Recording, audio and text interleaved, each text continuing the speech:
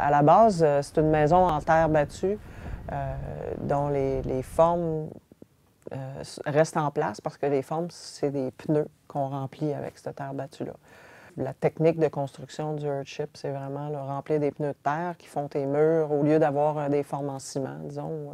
Les pneus, une fois qu'ils sont dans les murs, ils sont à l'abri de l'oxygène, des ultraviolets et de l'eau.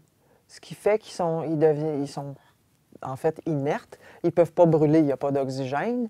Ils ne peuvent pas dégager non plus de composés organiques volatiles parce qu'ils ne se dégradent pas. On a vraiment gardé les frais au minimum en utilisant tout le bois qu'on a récolté sur le terrain, en le faisant scier sur place. Les grosses dépenses, c'était les fenêtres, puis les poutrelles pour le toit. Ça, on a pris du bois d'ingénierie. Fait qu'en tout, là, on a peut-être dépensé en matériaux à peu près 20 000, 25 000 là, il y a 8 ans à peu près. Il y a le système électrique qui est photovoltaïque, mais qui est tout petit. Là. On a 300 watts de panneaux avec des batteries puis un onduleur. On a toute l'électricité dont on a besoin, mais on n'utilise pas beaucoup d'électricité. Fait que notre système a coûté 6 000 puis on n'est pas relié à l'hydro, on n'a pas d'autres sources d'électricité. On a une machine à laver, une balayeuse, un grille-pain, des trucs comme ça.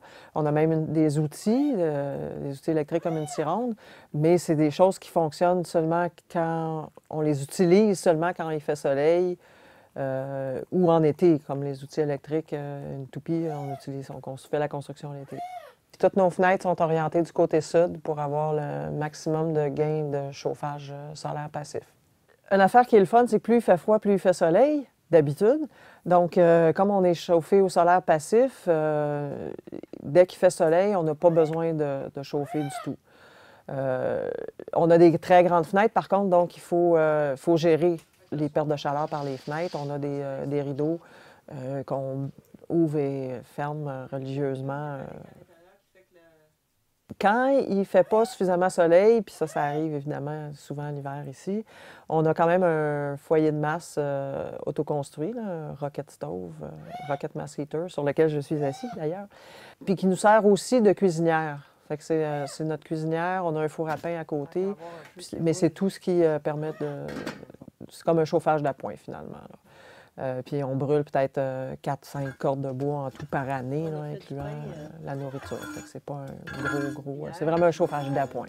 Au lieu d'avoir une seconde chambre de combustion comme beaucoup de foyers de masse, c'est une espèce de tunnel de combustion où la chaleur devient très, très, très intense et où la tire se fait par une cheminée qui est isolée à l'intérieur d'un baril.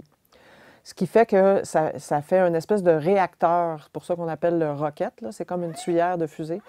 Puis la chaleur monte dans cette cheminée-là, arrive sur le haut du baril qui est comme renversé par-dessus cette cheminée-là. Puis là, ça pousse tellement fort qu'en fait, au lieu de faire une tire, ça fait une propulsion. Puis ça peut permettre de voyager sur au moins 30 pieds les gaz dans une grande cheminée qui serait à l'horizontale, comme dans le banc sur lequel je suis assis en ce moment. Donc, il y a 25 pieds de tuyaux avant de sortir dehors, ce qui fait que la chaleur reste dans la maison plutôt que sortir dehors. Au Québec, on est obligé d'avoir une fosse septique pour avoir un permis de construction. C'est une loi du ministère de l'Environnement. Mais on utilise quand même une toilette à compost. Fait que la fosse septique, en fait, elle ne sert pas vraiment. Ça devient vraiment naturel, normal d'aller dehors, même quand il fait froid. J'ai fait des petites couvertes en forme de beigne en laine polaire qu'on met sur le banc, puis c'est parfaitement confortable, c'est génial. En fait, c'est plus confortable que d'aller à l'intérieur en temps normal. Une des caractéristiques des earthship, des maisons de type earthship, c'est que tu profites justement des grandes fenêtres qui sont au sud pour mettre des bacs de plantes. Puis ces bacs de plantes-là, en plus, permettent de recycler ton eau grise. Donc, toutes les eaux de douche, lessiveuse, robinet de la cuisine même, vont directement dans les bacs de plantes. Ça fait seulement depuis l'automne dernier, là, ça fait pas un an encore qu'on a un bac de plantes. Là, j'ai des tomates qui s'en viennent. Là. On avait des petits plants de tomates qui étaient gros comme ça à l'automne, puis là, sont rendus 3 pieds de haut, puis sont en fleurs. Il y a de la roquette qui pousse assez bien. J'ai des petits poivrons aussi. Beau poivron frais. Il n'est pas gros, mais il a poussé en hiver. Il ne faut pas trop y en demander. Celui au deuxième, comme les fenêtres sont plus hautes, on a décidé de mettre plutôt les arbres fruitiers. On a 3 figuiers, on a 2 assez gros là, qui produisent des figues. Là. On a justement récolté la dernière figue de cette batch-là ce matin. On va la manger tout à l'heure. C'est vraiment bon, des figues fraîches. Puis on a un bananier là, qui s'en vient, qui pousse tranquillement. Là. Il est supposé de monter jusqu'à 12 pieds de haut. Là. Je pense qu'il fait à peu près 3 pieds peut-être. Et la beauté de construire ta maison toi-même, c'est que quand il y a un problème, tu sais pourquoi, tu sais qu'est-ce que c'est, puis tu trouves la solution. Tu te mets à rencontrer plein de gens, les gens veulent venir t'aider, tu rencontres plein de monde fantastique, tu te fais plein de nouveaux amis. Tu n'es vraiment pas tout seul dans ton coin. Bon, nous, on se trouve un peu seul parce qu'on n'a pas une communauté autour de ce qu'on aimerait bien avoir. Mais il y a quand même plein de gens qui sont venus nous aider il y a 8 ans, quand on a commencé à construire la maison, qui continuent de venir nous voir, qui sont vraiment devenus des amis. Ils viennent passer leurs vacances ici à nous aider à faire d'autres trucs. Puis ça, c'est vraiment la plus grosse, je dirais, c'est la plus grosse surprise, puis c'est la plus belle surprise qu'on a eue de tout ce projet-là.